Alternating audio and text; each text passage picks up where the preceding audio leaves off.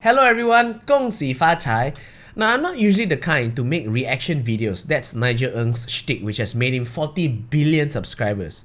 But recently, a video series about Feng Shui came out and I really felt I had to say something. Douglas Lim here, Dato Joey Yap here, and you are watching the first episode of Chinese New Year Chit Chat. Now, I know the host of this series is unfortunately my good friend, comrade, big brother Douglas Lim, who really is one of my best friends in comedy, but disclaimer here, I would have done this reaction video anyway, even if it was someone else hosting. So it's just a coincidence Douglas Lim is somehow caught in this little crossfire. He even recently gave me Chinese New Year cookies, and I hope this video won't make him stop giving me Chinese New Year cookies. But anyway, he did a series of videos called Chinese New Year Chit Chat discussing Feng Shui with Dato Joey Yap, and some things didn't sit right with me. So here is my reaction video called CNY Shit Chat. By the way, I really want to stress, I love Douglas. It's because of him, I'm the comedian I am today. Susah nak jaga hati orang tua. Now I know how Anwar felt in the 90s. Okay, so there are formulas that you go by, and of course, a lot of people say, oh, it's scientific. First of all, you're not scientists lah, yeah? Correct. So I don't know how to scientifically tell you to prove this and prove that. Fair enough. But if you go back a few moments in the same video, he says, It's supposed to be an environmental science. in fact, he says this multiple times. Feng Shui is one science. So let's follow this logically. You are not a scientist. You don't know how to explain it scientifically. But Feng Shui is environmental science. Then why would we believe a person who is not a scientist, who claims to be an expert in this particular science, but also don't know how to explain it scientifically? Let me make it easy. Feng Shui is not a science. Now, don't take my word for it. Actual scientists have declared Feng Shui a pseudoscience. It's like science, but it's not science. It is the VK lingam of science. It looks like science, it sounds like science, but it is not science. Correct. Feng Shui is not science because there is no evidence, no proof, and it crumbles under scrutiny. The Panadol that we take has gone through intense research and trials to ensure that it is both safe and effective. Till today, no research has shown that Feng Shui works better than by pure chance or luck. It's a cute thing. I want to break the tension by saying that Douglas was the first person to give me my big break in comedy. Here is a photo after he watched me perform at Zouk KL. It was just my second time performing, and he decided there and then to get me to be the opening act for his comedy group, the Malaysian Association of Chinese Comedians. It's a cute thing. In another video, this happens. If Feng Shui works, why couldn't it predict one of the biggest disasters of this century, COVID-19? Right. Is it supposed to? Huh? Is it supposed to? Is Feng Shui supposed to predict? No. Yeah, no. Who made that shit up? That's the problem. Feng Shui master must predict everything, one more. Like, when you get married, when you're gonna die, when you're gonna change your job, when you're going pandemic, you're gonna kena COVID-19. We go like that one. Okay. That's the assumption that, just because you do this, you're supposed to be able to do all this stuff as well. So everything is Feng Shui lah, like that. So what you're saying is Feng Shui is not meant to be able to see the future. It's not a crystal ball. So Joey Yap says that Feng Shui is not a crystal ball. Two problems with this. Firstly, if Feng Shui is not meant to be a crystal ball, then why are so many elements of Feng Shui predictive in nature?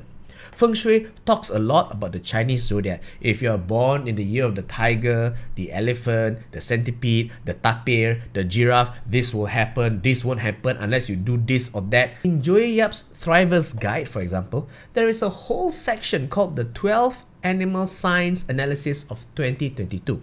Now, I'm born in the year of the rat, and it says there, for the rat, 2022 will be a year of change for you physically, emotionally, and spiritually.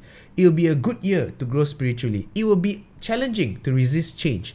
These are predictions. Will be a year of change. Will be a good year to grow spiritually. This entire section is filled with Barnum statements, vague enough to apply to everyone. Let's take another example. Outlook for the pig. This year, you'll need to learn financial management to avoid future money crises.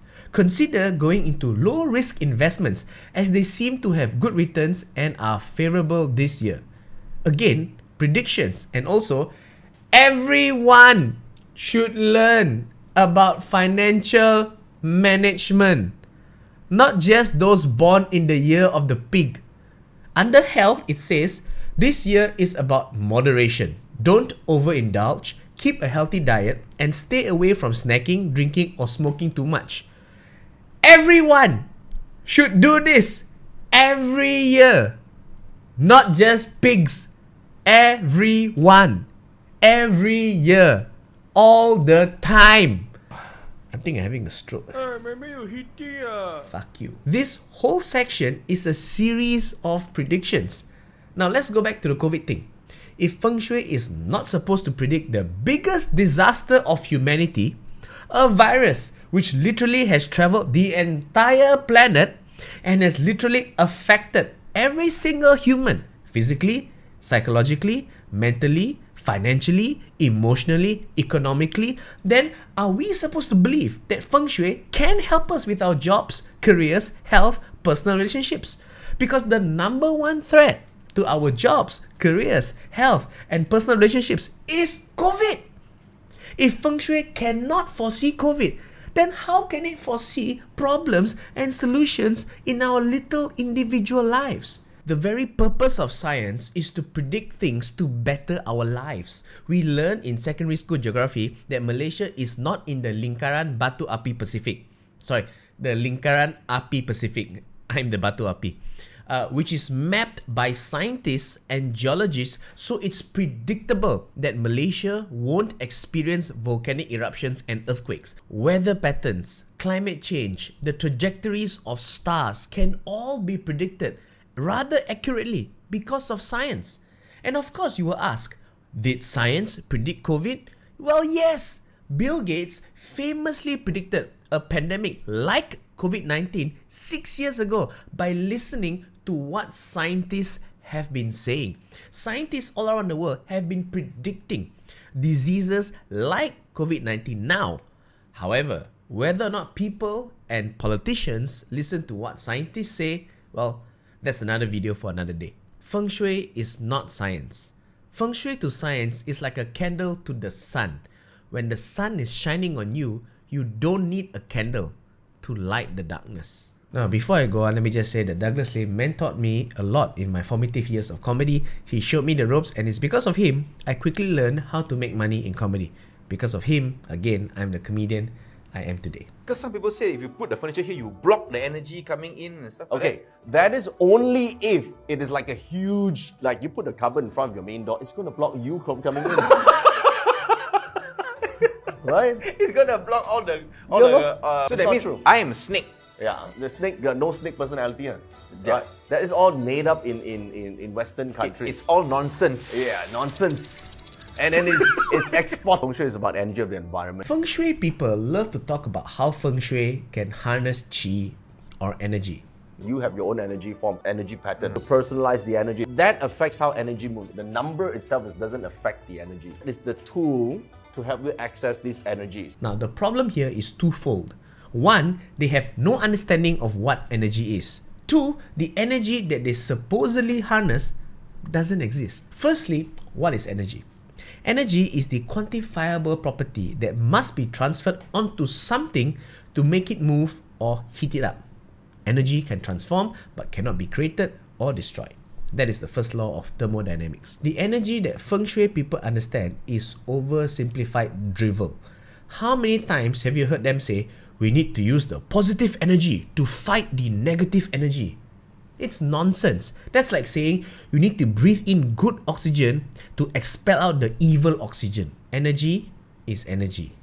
Full stop. The energy that science observes can be measured, quantified, manipulated, and harnessed to better our lives. The energy that Feng Shui understands, qi as they call it, is unobservable and unmeasurable, and therefore definitely not be able to be harnessed by Feng Shui experts as they claim. Let me give you an example.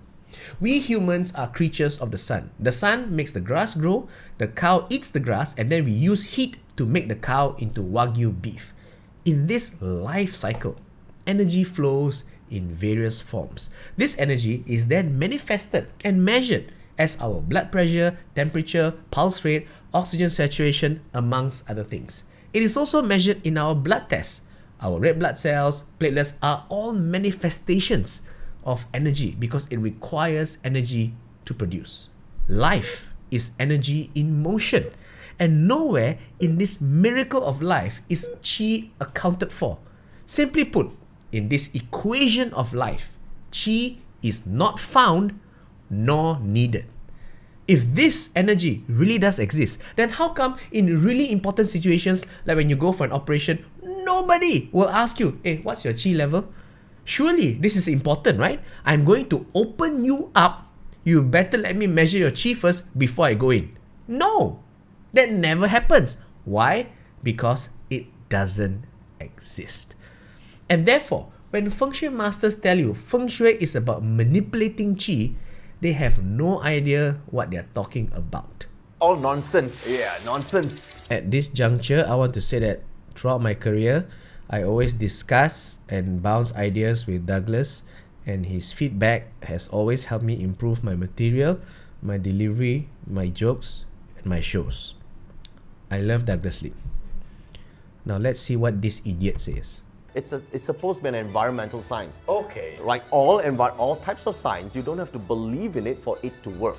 If it needs to, that means it's going to be a religion, and it's not a religion. So you're saying it's like math. Say that again. So you're saying it's like math. So you're saying it's like math. So you're saying it's like math. Math. So you're saying it's like math. So you're saying it's like math.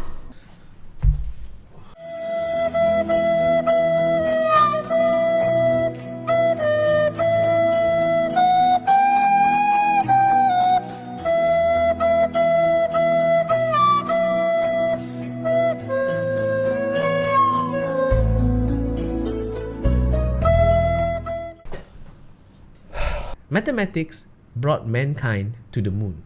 Mathematics gave us the smartphone. Mathematics is everything. Feng Shui is not like math because no one is doing CNY chit chat shows about mathematics because non-mathematicians are confused by all the myths and misconception about mathematics. Once again, I'd like to say that I love Douglas, and here's a photo of our last show as the MACC. Thus ends my little thesis on this. This was done with sincerity, no malice intended. This video is not monetized in any way. No one has paid me to do this. And I have to say, I appreciate Dato Joey Yap. He's a big fan of comedy, and I hope this video has not offended him. You're not offended, right? No lah, no. Correct. And to everyone else, have a very happy Chinese New Year. Gong Hei Fa Choi, regardless of whether you believe in Feng Shui or not.